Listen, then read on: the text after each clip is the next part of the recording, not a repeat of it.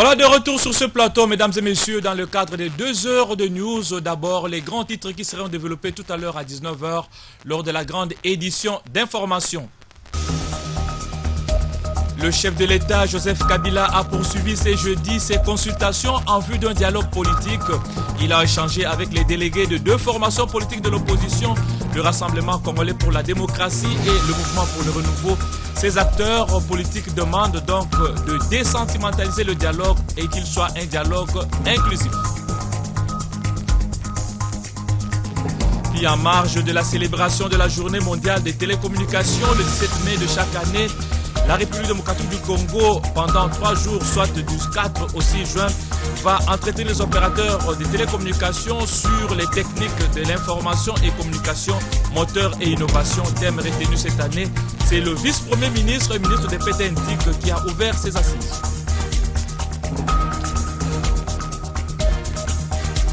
Enfin, 1 400 000 élèves, c'est le nombre de participants au test national de fin d'études primaires TENAFET 2015. Un test qui sanctionne la fin du cycle primaire par le certificat d'études. Maker Mwango, ministre de l'enseignement primaire et secondaire, a fait la ronde de quelques centres pour se rendre compte de son déroulement.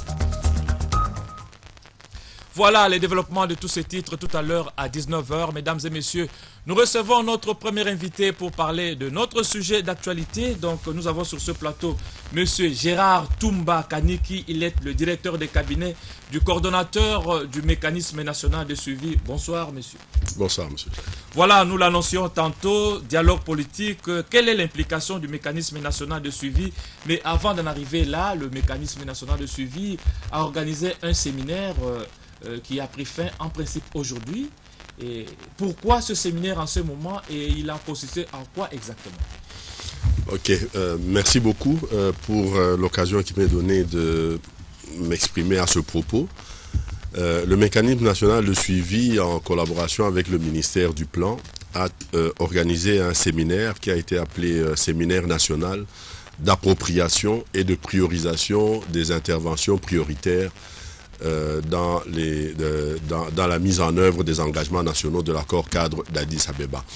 Vous vous souviendrez qu'il y a exactement une année, suivant un processus tout à fait inclusif et participatif, le mécanisme national de suivi, avec l'aide de la MONUSCO, de l'équipe pays des Nations Unies et des partenaires au développement, avait organisé le même exercice, mais à ce moment-là, il fallait élaborer ce que nous avons appelé la matrice des critères de suivi et indicateurs de performance des engagements nationaux de l'accord cadre. Alors, pour essayer d'expliquer ça dans un français facile pour que vos téléspectateurs puissent comprendre, il faudrait pour cela que je revienne un peu au mécanisme national de suivi, quelles sont ses missions pour que les gens comprennent le processus que nous avons engagé. Alors, vous vous souviendrez que au terme de l'accord cadre d'Addis Abeba qui a été signé le 23 février 2013, la RDC, à côté de 11 pays, dont les 9 voisins de la RDC, plus l'Afrique du Sud et la RCA, ont signé devant le secrétaire général des Nations Unies, devant le président en exercice de la SADC, devant le président en exercice de la CIRGL et d'autres partenaires au développement, notamment la Banque mondiale, le président de la Banque mondiale était là, ont signé cet accord d'Addis Abeba qui est appelé l'accord pour la paix, la sécurité et la coopération pour la RDC et la région. Alors, il a été demandé à la RDC pour pouvoir, parce qu'en fait cet accord regorge des engagements qui doivent être déclinés sous forme de réformes à entreprendre par la République démocratique du Congo. Alors il a été demandé donc au gouvernement de mettre en son sein un instrument pour pouvoir monitorer et superviser la mise en œuvre des engagements qui ont été pris par la RDC. Et c'est ça le mécanisme national de suivi qui a en fait ce rôle-là. Alors pour mener à bien cette mission, de monitorer, de suivre les réformes qui sont entreprises par le gouvernement, il est normal que le mécanisme puisse se doter d'un instrument de mesure. Parce que il nous est demandé en fait de mesurer ce qui est fait. De suivre point par point. De suivre point par les point. Engagements de la les RDC engagements par rapport à cet de accord. la RDC. Alors, pour rappel, je crois que vous le savez très bien, je vais le rappeler pour les téléspectateurs. Les 6 points d'engagement sont en fait au numéro 1, la réforme de la sécurité, au numéro 2, la consolidation de l'autorité de l'État, en 3, les progrès qui doivent être réalisés en ce qui concerne la décentralisation, en 4, la promotion du développement économique et social, en ce y compris l'expansion des infrastructures et surtout la fourniture des services sociaux de base. En 4, nous avons en 5 plutôt, nous avons les réformes institutionnelles de l'État et des finances publiques. En 5, en 6, si j'y suis, en 6, il est, et c'est là le plus important, parce que j'ai suivi votre introduction, il est demandé à la RDC d'entreprendre, disons, de promouvoir les objectifs de réconciliation, de tolérance et de démocratisation. Alors tout ça, ça peut paraître un peu chinois pour ceux qui nous suivent, mais pour pouvoir suivre ce qui est fait et surtout pouvoir mesurer, pour dire si c'est fait, si c'est bien fait, si c'est fait à temps ou si c'est pas fait suffisamment vite, nous nous sommes dotés d'une matrice qui comprend 56 critères et 247 indicateurs qui doivent nous permettre de balayer la vie nationale, toute la vie nationale congolaise qui est couverte par ces engagements. Et pour pouvoir suivre point par point ce qui est fait, les acteurs principaux, les acteurs clés sont identifiés dans cette matrice. Cette matrice avait été validée politiquement par le comité de pilotage du mécanisme national de suivi qui était présidé par le président de la République en date du 19 septembre 2014.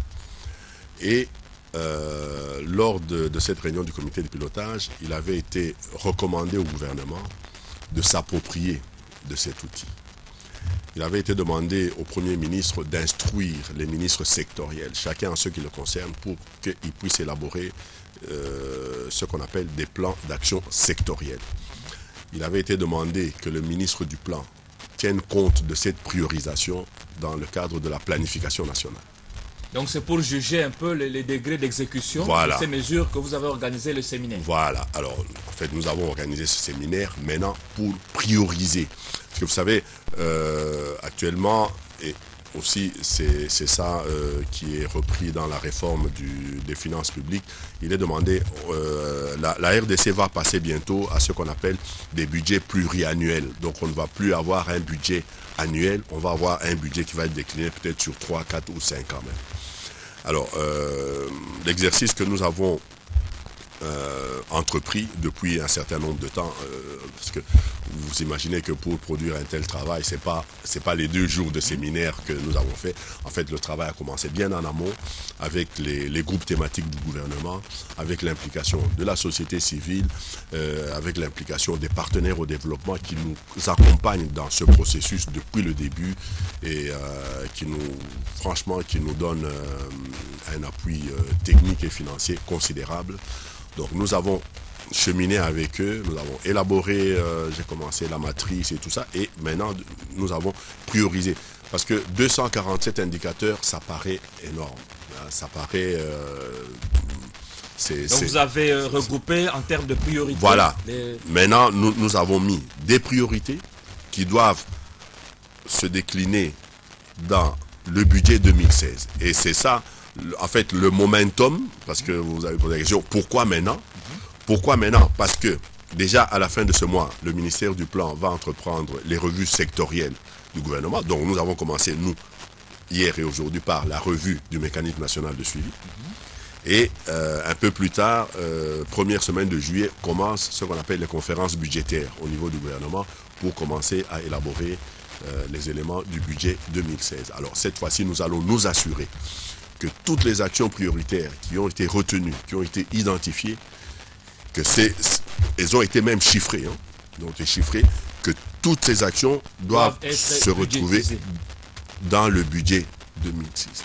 Pour dire, enfin, voilà, la RDC respecte ses engagements, parce que ça va traduire la mise en œuvre effective des engagements nationaux qui ont été souscrits par la RDC au titre de l'accord d'Addis Abeba. Voilà, c'est bien compris par les téléspectateurs. Alors, au niveau du mécanisme national de suivi, comme vous l'avez si bien expliqué, c'est d'abord l'accord cadre d'Addis Abeba. Est-ce que cet accord a prévu une sorte de dialogue? Si oui, avec qui et dans quelles circonstances? Ok, écoutez, moi je rigole toujours un peu quand j'entends les acteurs dire dialogue suivant l'accord cadre d'Addis Abeba. Ça c'est une interprétation au second degré, je peux dire. Parce que dans l'accord proprement dit, il n'est pas prévu, il n'y a pas un engagement qu'il faut entreprendre un dialogue. Non. L'accord a été complété par d'autres instruments des Nations Unies, notamment du Conseil de sécurité. Je vais citer la résolution 2098, la 2147 et puis plus récemment encore la 2211. C'est dans ces résolutions que le Conseil de sécurité des Nations Unies définit les missions de son représentant ici qui est M. Kobler pour la région, M. Saïd Djinnit qui est l'envoyé spécial. Alors, dans la 2098, il était expressément demandé au représentant du secrétaire général des Nations Unies, le chef de la MONUSCO, au point 14b, d'offrir ses offices pour promouvoir un dialogue entre toutes les parties prenantes afin d'organiser des élections apaisées. Cette même disposition a été reprise pratiquement mot à mot dans la 2211, cette fois-ci dans le point 14b, en rajoutant ceci que cela permettra d'ouvrir la voie à des élections apaisées. Donc les bons offices du représentant du secrétaire général des Nations Unies, regardez les choix des mots, hein. Promouvoir le dialogue entre les parties prenantes. On ne demande pas à M. Kobler d'organiser un dialogue, de promouvoir, c'est-à-dire de faciliter, de faire en sorte... D'assurer ses bons offices. Voilà, d'assurer ses bons offices pour que les gens puissent se parler.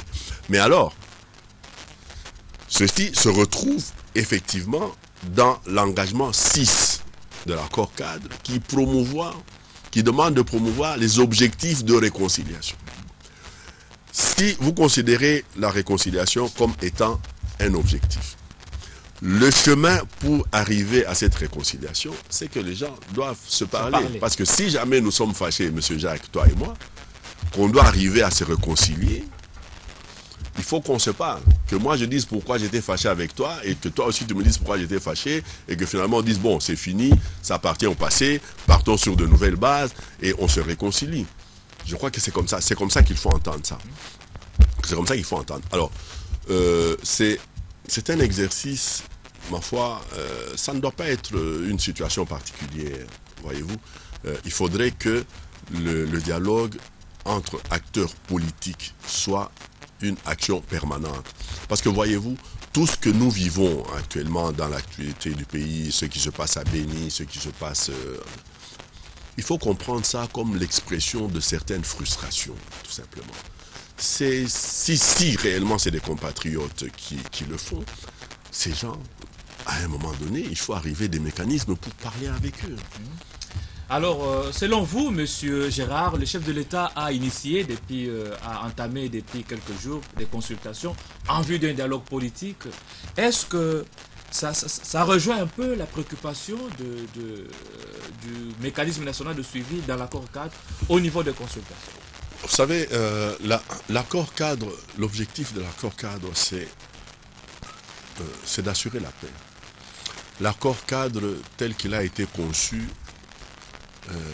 paraît comme la seule réponse aux situations récurrentes de conflits à l'est du pays, dans la région, tout ça. Parce que si on veut passer au développement, on ne peut pas passer au développement sans qu'il y ait la paix, sans que les gens puissent travailler en sécurité, voyez-vous.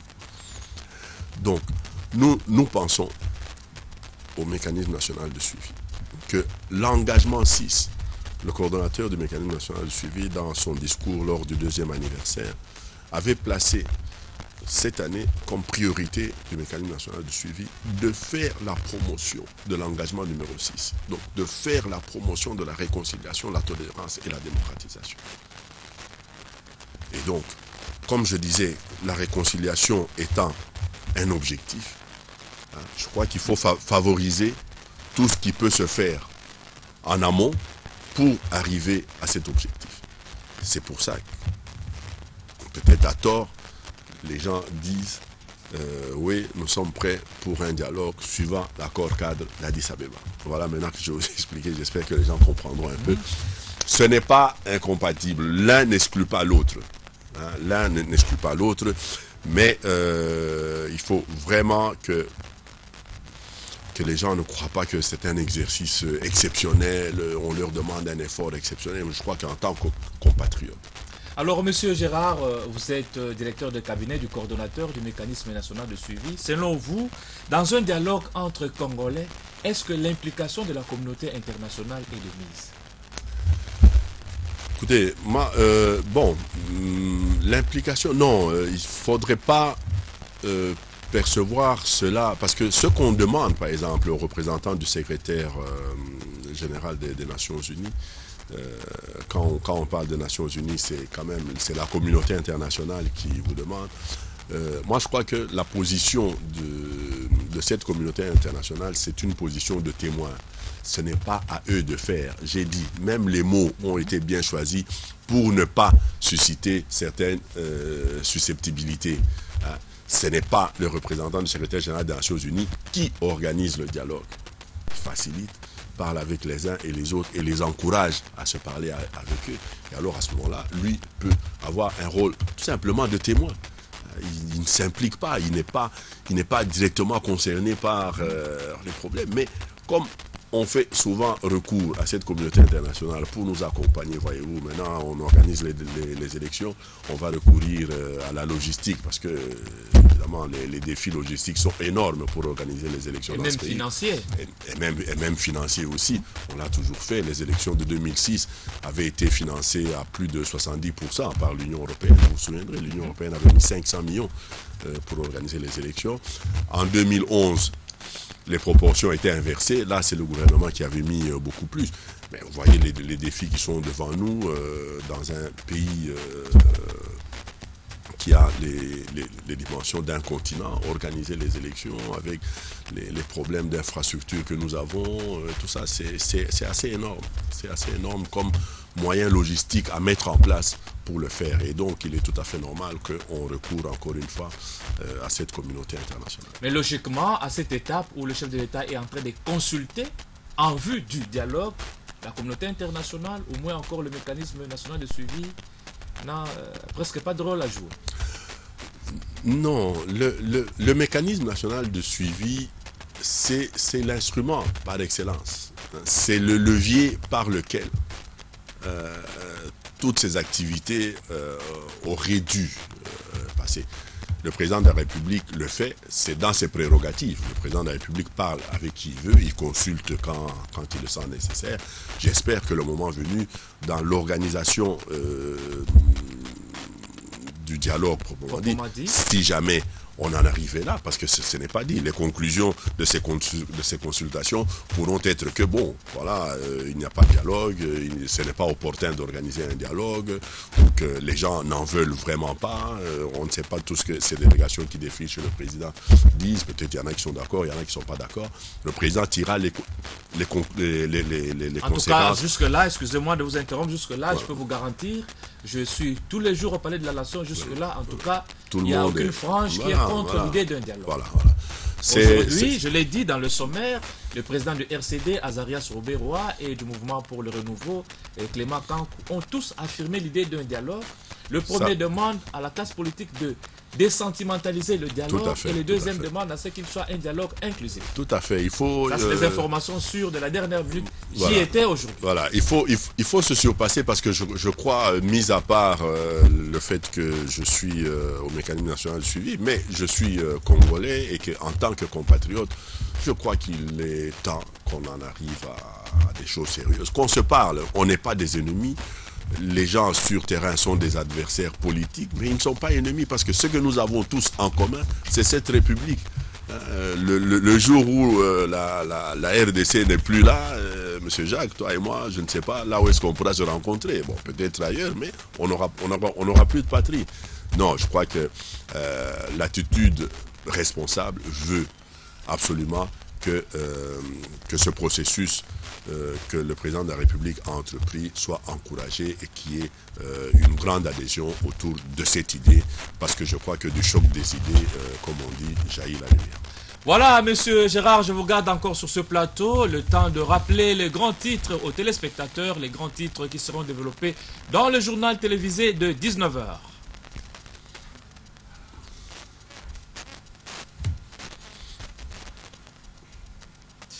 Voilà, nous ne sommes pas encore en harmonie avec la régie. Je continue avec vous, monsieur Gérard. Voilà, le chef de l'État a poursuivi les jeudis ses consultations en vue d'un dialogue politique.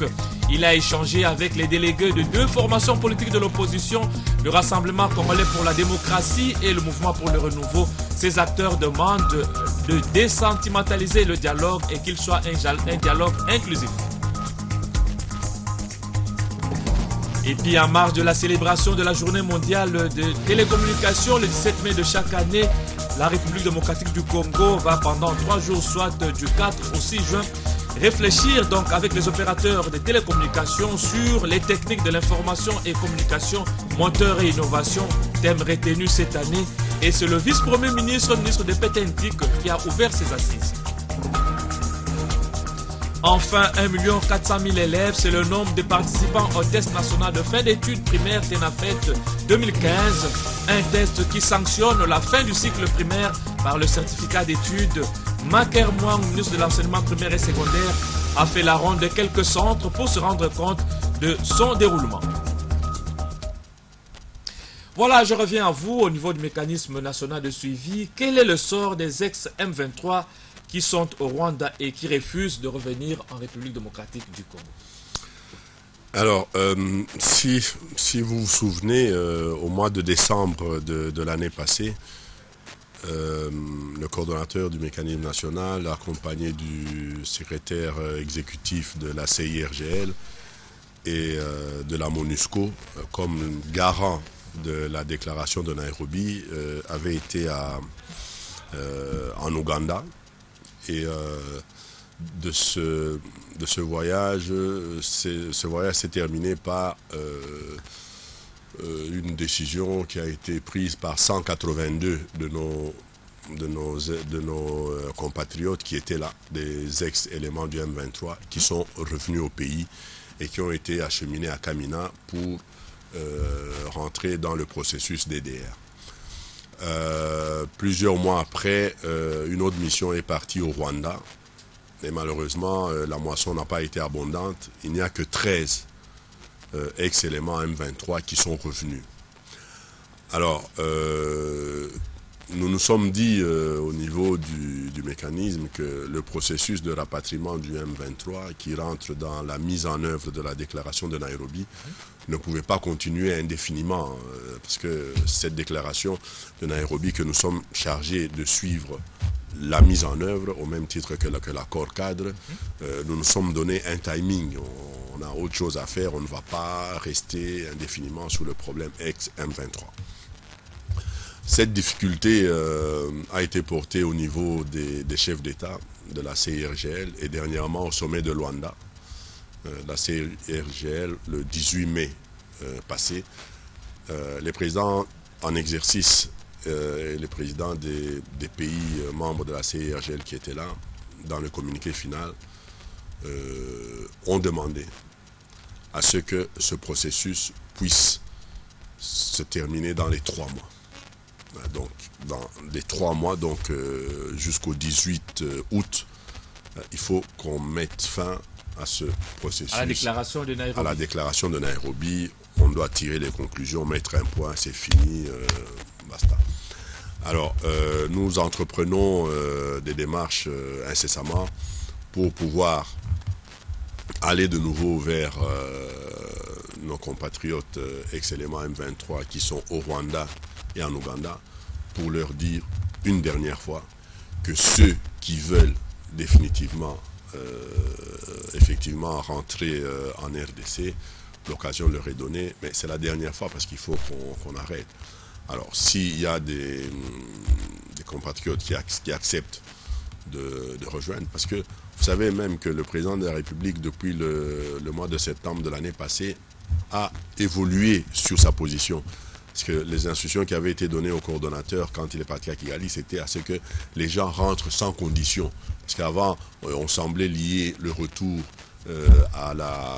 au bénéfice de l'amnistie, à l'octroi de l'amnistie.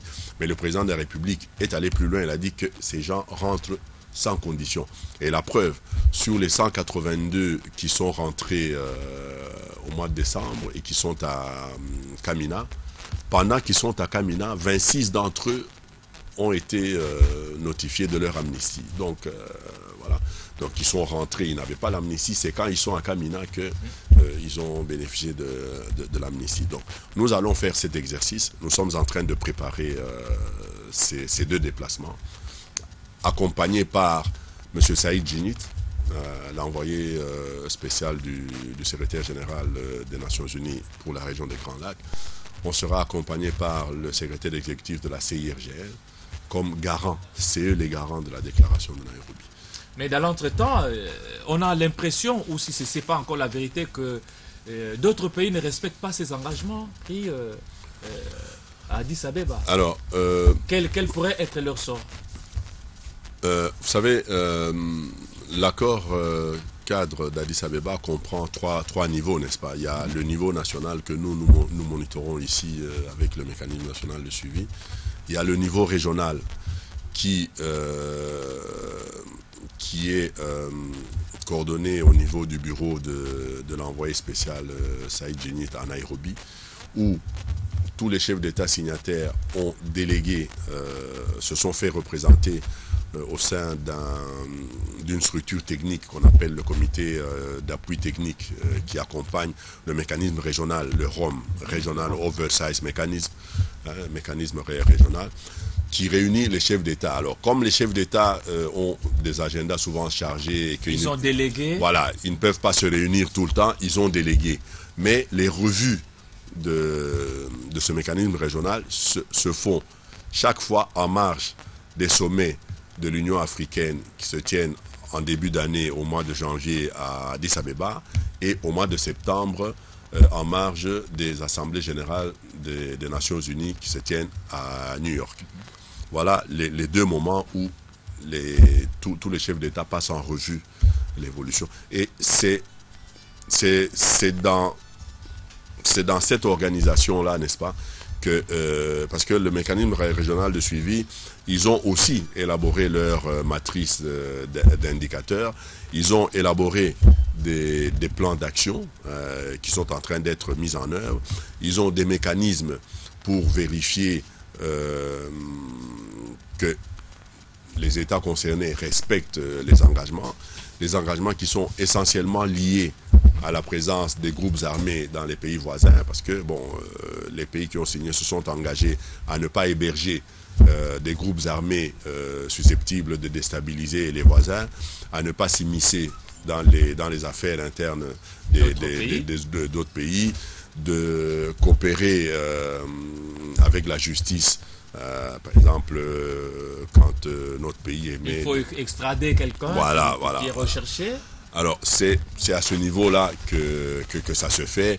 Bon, il n'y a pas de mécanisme pour punir celui qui ne respecte pas, mais je crois que par des voies tout à fait diplomatiques dans les réunions, on arrive à faire comprendre le pays qui ne respecte pas, qu'il est tenu absolument à respecter les engagements, parce que ce sont des engagements qui lient tous les pays signataires.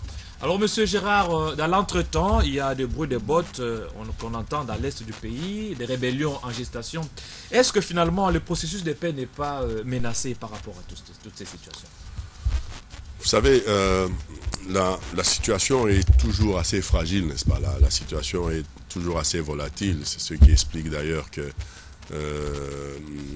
l'est de notre pays, il y a des contrées où c'est malheureux, mais où les gens sont toujours aux aguets, où les gens ne vaquent toujours pas encore librement à leurs occupations, où les mamans qui vont au champ se demandent si elles vont rentrer en vie ou si elles vont se faire violer sur le chemin de retour. C'est vrai, l'appel qui avait été lancé par le président de la République à tous les groupes armés de déposer les armes n'a pas été suivi. Il y a toujours des petits roitelets qui essayent de régner sur des îlots de prospérité, parce que si vous regardez la cartographie des groupes armés, c'est essentiellement là où il y a des minerais, n'est-ce pas, et où ils font ce qu'ils font pour pouvoir exploiter impunément les minerais et les vendre à l'étranger. Voilà. Alors, quel message pouvez lancer aujourd'hui à la population congolaise par rapport au mécanisme de suivi pour que les gens arrivent à s'approprier ce mécanisme, à vous accompagner dans votre travail? Vous savez, l'accord d'Addis Abeba est à ce point un instrument tellement important qu'il est malheureux de constater que le plus grand nombre de nos compatriotes n'en connaissent pas le contenu. Et même parfois, ce qui est très malheureux, c'est que parfois même les personnes qui sont chargées de le mettre en œuvre, peut-être vous n'êtes pas suffisamment sensibilisé. Alors, d'intervenir. Nous avons placé cette année sous le signe de la vulgarisation. Nous avons élaboré un programme de vulgarisation qui a commencé par le Kasaï oriental, qui sera poursuivi par le Kasaï occidental et très prochainement par le Katanga. Et on sera de nouveau obligé de faire à Kinshasa une grande messe. Et pour cela, on compte sur la société civile qui est notre partenaire depuis le début pour pouvoir nous aider à la vulgarisation.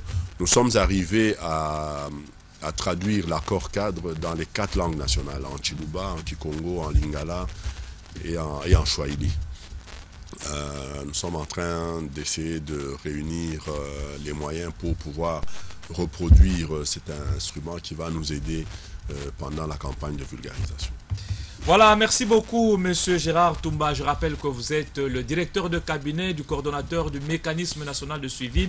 Avec vous sur ce plateau, nous avons parlé du dialogue politique, mais un accent particulier sur l'implication du mécanisme national de suivi, cette structure qui est chargée d'appliquer les engagements nationaux pris donc par la RDC en signant l'accord cadre d'Addis Abeba. Merci d'avoir participé à cette tranche 2 heures de news. C'est moi qui vous remercie. Voilà, mesdames, messieurs, 2 heures de news. La première partie est arrivée à sa fin. En tout cas, merci de nous avoir suivis.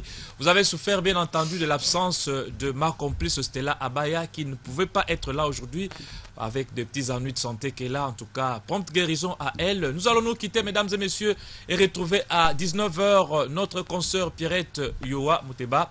Mais nous en profitons également pour souhaiter un joyeux anniversaire au chef de l'État, Joseph Kabila Kabange, au nom de tout le monde.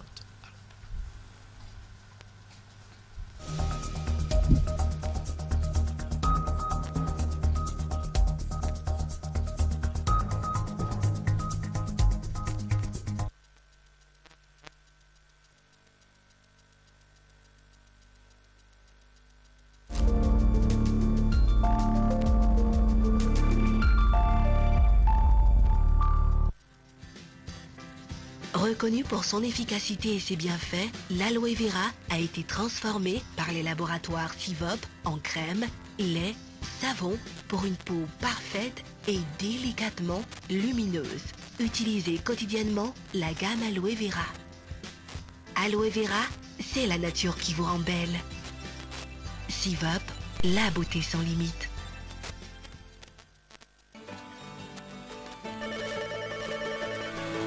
Allô, tu es prête?